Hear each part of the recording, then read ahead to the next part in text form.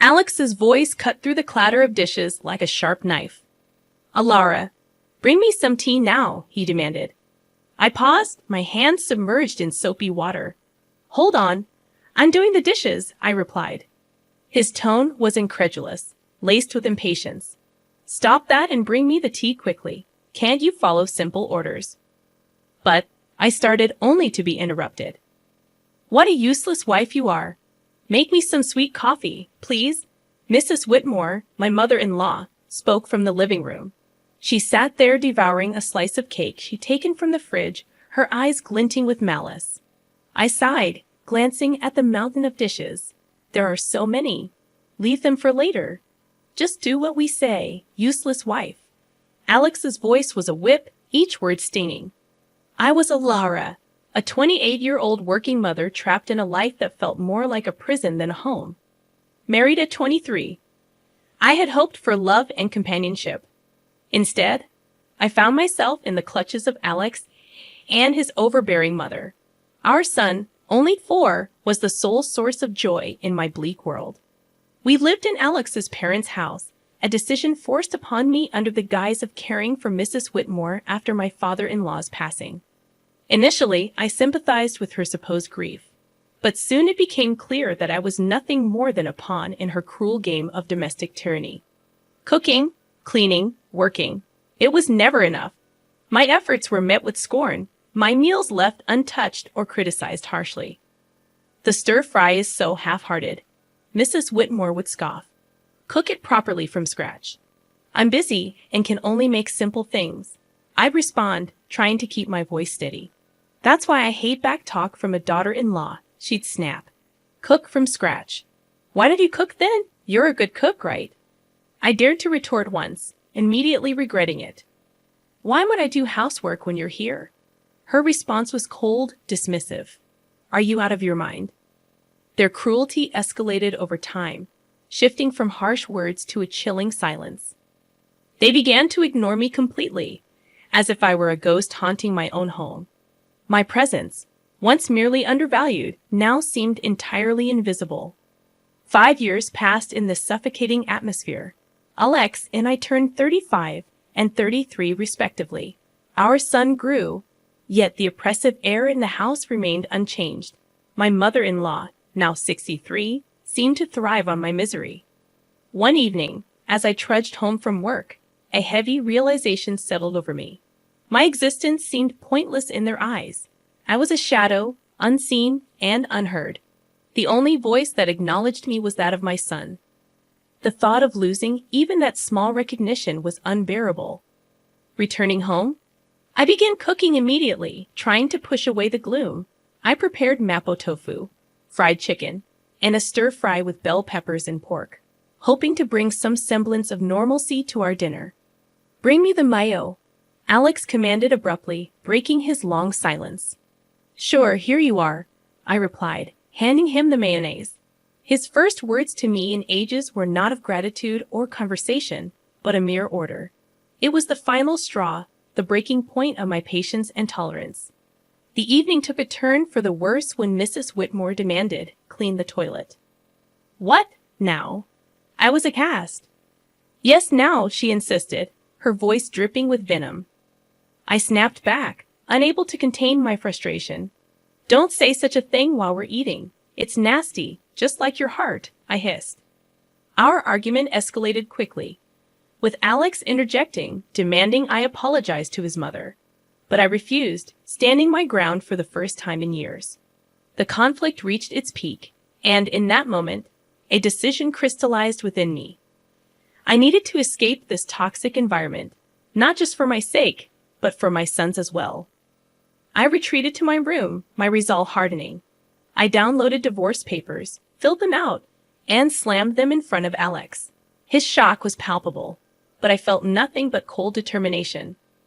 "I'm filing these," I declared, my voice steady as I stood there facing my husband's bewildered expression. I realized I had finally stepped out of the shadows. It was time to reclaim my life. The days following my declaration of divorce were a whirlwind of cold glares and biting remarks. But amidst this storm, I found an unfamiliar sense of liberation. One evening as I served dinner, Mrs. Whitmore looked at the meal with disdain. You call this food? Even a child cooks better. I bit my tongue, focusing on my son's smiling face. Eat up, sweetheart. I made your favorite tonight, I said. Alex chimed in, his voice dripping with sarcasm. Oh, playing the perfect mother now, are we? What a joke. I could feel the anger bubbling inside me, but I kept my composure. I'm just trying to make a nice dinner for our son, I said. Mrs. Whitmore snorted. Don't act high and mighty, you're just a burden in this house. The tension at the table was palpable. Alex's attempts to belittle me only intensified. So, Alara, have you thought about how you'll survive after the divorce? You can barely keep a house, let alone your own life, he taunted. I looked him straight in the eye. I have been supporting this family for years. I'm not worried about taking care of myself and our son. His smirk faded slightly, a flicker of unease crossing his face. Mrs. Whitmore quickly intervened. Don't be absurd. You need us more than we need you. The conversation turned to finances, a topic they usually avoided. You do realize that without my salary, this household would crumble, I stated, more to myself than to them. Mrs. Whitmore scoffed. We manage. We don't need your pity money. But Alex's silence spoke volumes. He knew the truth. Without my income, they would be in dire straits. In the following days, their behavior became increasingly erratic. Mrs. Whitmore oscillated between trying to sweet-talk me into staying and hurling insults when I didn't comply. Alex, on the other hand, seemed lost, his arrogant facade crumbling as the reality of his financial dependence became undeniable. One afternoon, I overheard a conversation between them that chilled me to the bone. She can't leave us like this, Alex hissed.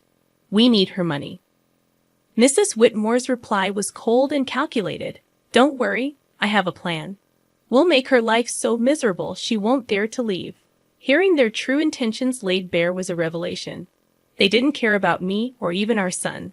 It was all about control and money. That night, as I lay in bed, a plan began to form in my mind. If they wanted a battle, I would give them one, but it wouldn't be fought with words or petty arguments. I would hit them where it hurt the most, their pride and their pockets. The next morning, I started putting my plan into action. I contacted a lawyer, a sharp, no-nonsense woman who came highly recommended. I want a divorce, I told her, and I want to make sure they don't get a penny more than they deserve. I told her, and she nodded, her eyes glinting with determination. We'll make sure of that. You've been the sole breadwinner, right? We'll use that. As the days passed, my resolve only grew stronger. I started documenting everything, the insults, the financial manipulation, even the smallest of grievances. It was time to turn the tables, time for them to face the consequences of their actions. As I built my case, a sense of empowerment filled me. For the first time in years, I felt like I was in control of my own destiny.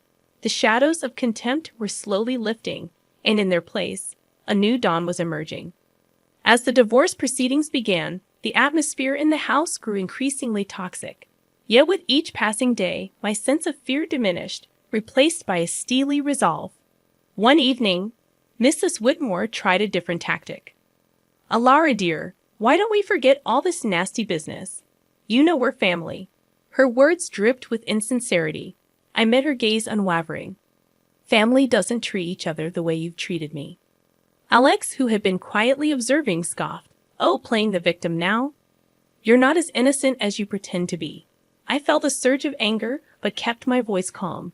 I'm not playing anything, Alex. I'm just no longer willing to be your scapegoat. The conversation turned, as it often did, to finances. You think you can just take our son and leave? How will you support him? Alex challenged. I smiled, a small, confident curve of my lips. I've been supporting this family for years. I think I can manage. Mrs. Whitmore's expression twisted into a sneer. You're nothing without us. You'll come crawling back. But their words no longer held power over me. I knew my worth, and I knew the truth. The next day, I met with my lawyer again. She laid out the strategy clearly. We'll expose their financial dependency on you. It will play a crucial role in the custody battle and the division of assets. I nodded, feeling a sense of vindication. The law was on my side, and I was ready to fight back. At home, the tension reached a boiling point. Mrs. Whitmore's attempts to undermine me became more desperate. "You think you're so smart," she spat one evening. "But you're just a cold-hearted woman abandoning your family." I looked her straight in the eyes. "No, I'm a woman who's finally standing up for herself," I declared. Alex jumped in, his voice laced with venom. "You'll regret this. You can't survive without me." But his threats fell on deaf ears. I was done being intimidated. As the days went by, my preparations for the court battle intensified. I gathered financial statements, recorded their abusive remarks, and collected evidence of their negligence. One afternoon, as I was organizing my documents, my son came to me. "Mom, are we going to be okay?" His voice was small, uncertain. I pulled him into a hug, feeling a surge of protectiveness. "Yes, sweetheart, we're going to be just fine. We're leaving this place, and we're going to start a new, happy life, just you and me." His arms tightened around me, and in that moment, I knew I was making the right decision. I was fighting not just for myself, but for my son's future. The day of the court hearing loomed closer, and with it, a sense of impending freedom.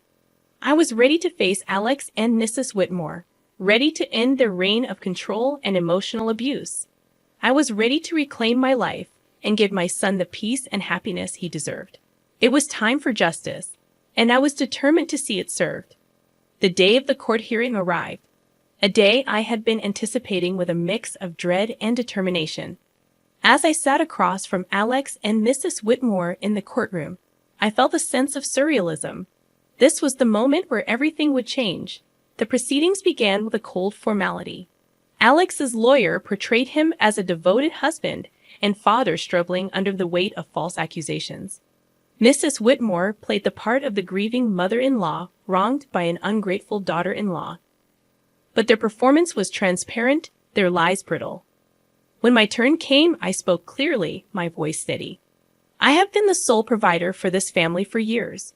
My husband's employment and his mother's manipulation have been constant sources of strain." Alex interjected, his voice laced with false hurt. "Alara, how can you say these things? I've always supported you." I turned to him, my gaze unwavering. "Support is more than just words, Alex. It's about actions, and your actions have shown nothing but selfishness and cruelty." The judge listened intently as I presented my evidence. Financial statements, recordings of their verbal abuse, testimonies from neighbors who had witnessed their behavior. The truth was undeniable, and as the evidence mounted, Alex's facade began to crumble. Mrs. Whitmore's composure cracked, her mask of innocence slipping away. The courtroom was silent, the air thick with tension. Then came the revelation that sealed their fate. My lawyer presented photographs and documents proving Alex's infidelity and Mrs. Whitmore's illicit affair with a wealthy neighbor, Mr. Harwood. The courtroom erupted in murmurs as the images were displayed, showing them in compromising positions, their deception laid bare for all to see. Alex's face turned ashen, his eyes wide with shock. Mrs. Whitmore's expression twisted into one of fury, her hands trembling. "You invaded our privacy," Mrs. Whitmore shrieked, her voice shrill. I looked at her, my voice calm but firm. "No, I exposed the truth, a truth that you both have been hiding for too long." The judge called for order, but the damage was done. Their credibility was shattered, their lies exposed in the harsh light of the courtroom. As the hearing came to a close, the judge's verdict was clear. I was granted full custody of our son, and a fair division of assets was ordered. Alex and Mrs. Whitmore were left with little more than their shattered reputations. Walking out of the courtroom, I felt a weight lift off my shoulders. The years of manipulation and emotional abuse were finally over. I had stood up to my oppressors and emerged victorious. But the sweetest moment came when my son ran into my arms outside the courthouse, his face bright with relief and happiness. "We did it, Mom," he said, his voice filled with joy. "Yes, we did," I replied, holding him close. "We're free now. It's just the beginning for us." And as we walked away hand in hand, I knew that this was not just a victory for me. It was a victory for every person who had ever been made to feel small, powerless, or unworthy. It was a victory for truth and justice. It was the start of a new chapter, a chapter filled with hope and the promise of a brighter future. The aftermath of the court ruling was immediate and tumultuous. Word of Alex and Mrs. Whitmore's deceit spread like wildfire, tarnishing their reputations in our small community. They were no longer able to hide behind their facade of respectability. In the days following the verdict, I focused on rebuilding my life with my son. But I couldn't ignore the sense of satisfaction that came from knowing Alex and Mrs. Whitmore were facing the consequences of their actions. One evening, as I was preparing dinner, I received an unexpected visitor. It was Mr. Harwood's wife, Mrs. Harwood, her eyes red with unshed tears. "Alara, I heard about everything. I can't believe what Sylvia, Mrs. Whitmore, did." Her voice broke, and I could see the pain etched on her face. I invited her in, offering a cup of tea. As we sat at the kitchen table, she poured out her heartache. I trusted her as a neighbor, as a friend, and to think she was having an affair with my husband, she said. I listened, offering words of comfort. It was clear that Mrs. Whitmore's actions had caused more damage than she had ever anticipated. The next day, I encountered Alex in town. He was a shadow of the man he once was, his arrogance replaced by a look of defeat. "Alara, please, can we talk?" he asked, his voice barely above a whisper. I stopped, facing him. "What is there to talk about, Alex?" He fidgeted, unable to meet my eyes. "I am sorry for everything. I didn't realize how much I depended on you, on your strength." His apology, though late, was a testament to the shift in power. He had lost everything, his dignity, his home, his family. And in that loss, he had finally recognized his own faults. But it was Mrs. Whitmore who faced the harshest backlash. Her affair with Mr. Harwood had not only ruined her reputation, but had also led to legal troubles. Mrs. Harwood had filed for divorce and was pursuing a lawsuit against her for alienation of affection. I heard about Mrs. Whitmore's plight from neighbors, the whispers and rumors painting a picture of a woman undone by her own actions. One afternoon, I saw her at the grocery store, her eyes downcast as she hurried through the aisles. Our paths crossed, and for a moment, our eyes met. The look of resentment and defeat in her eyes was unmistakable. "You did this to me," she hissed under her breath as she passed by. I watched her go, feeling a mix of pity and vindication. "No, Sylvia, you did this to yourself," I whispered to myself. The tides of justice had turned, and the consequences of their actions were now inescapable. Alex and Mrs. Whitmore were living the life they had crafted through years of deceit and manipulation, and as I watched them struggle with the aftermath, I knew that the best revenge was living well, free from their toxic influence. As I turned my focus back to my son and our new life, I realized that this was not just a story of revenge. It was a story of liberation, of breaking free from the chains of abuse and control. And as I looked to the future, I knew that the best was yet to come.